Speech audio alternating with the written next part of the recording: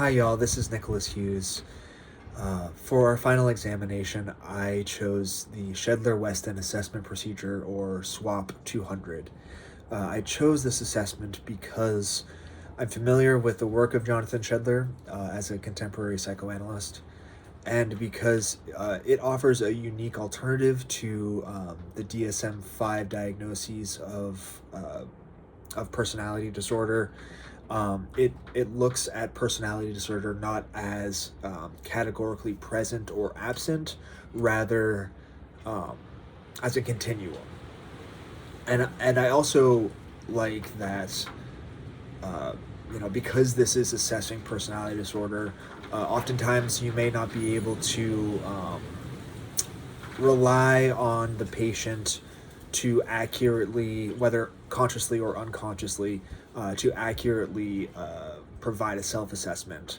So for that reason, I would not use this assessment on a patient that I hadn't spent many clinical hours with. I think it does require a pretty deep knowing of the patient to fill this out.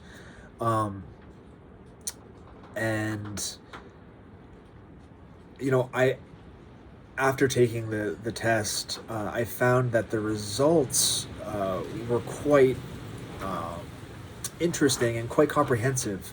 After you take the test, you're given a narrative case description that discusses any possible personality disorders or personality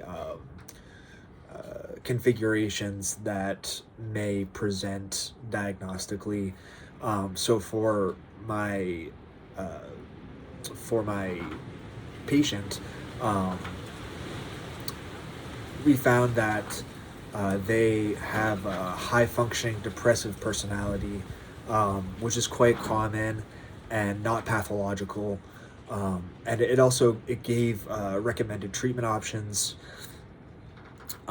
and some common therapist reactions to this personality profile. So for a high-functioning depressive personality, the therapist might find that they have a great rapport, that there are many resiliences that the client has, and that oftentimes the therapist might find that the patient has good outcomes and might also present as like a potential friend if the clinical guidelines weren't in place. We also found that this patient had an obsessional personality that again wasn't pathological. They did score higher as obsessional than as a high-functioning depressive, and the obsessional personality results gave this insight-oriented, interpretive treatment option with the insight that the obsessional personality might tend to intellectualize, and the results talked about how to perhaps treat folks who tend to intellectualize things. So all in all, I thought that the Shedler-Weston assessment procedure was a great tool, and